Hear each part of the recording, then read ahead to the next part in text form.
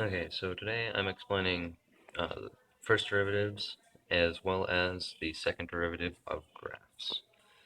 So, to start off, we have numerical derivatives. So the derivative of any number is 0. So, say we want to take the derivative of 6. That would equal 0, as there's no exponent to bring down in front of the x. That's a placeholder. Okay, and analytically, when you take a derivative, what it is you take the exponent above your equation and bring it down in front, multiplying by the front and reducing the exponent by 1. So if our equation is x squared plus x, the first derivative of x squared plus x would be 2x plus 1, because you multiply by the 2,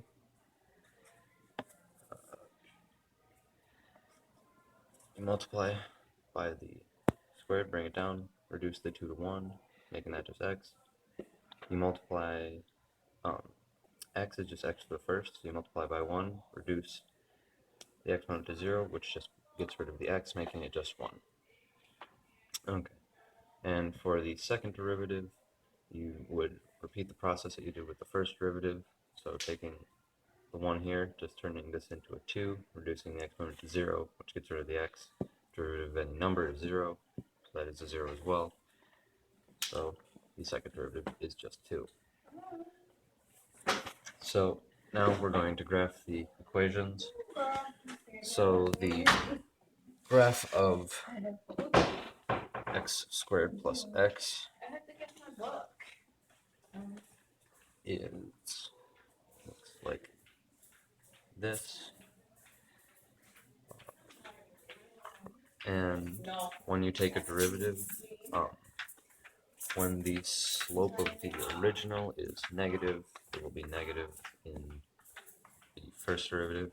And when it is positive, it will be in the positive x direction. So your derivative graph will look like that. And since the slope of your derivative is positive, the slope of your second derivative will always be positive. If the slope in your first derivative is negative at any point, the slope of your second derivative should be in the negative. And since second derivative is just 2, it's just a straight line at 2.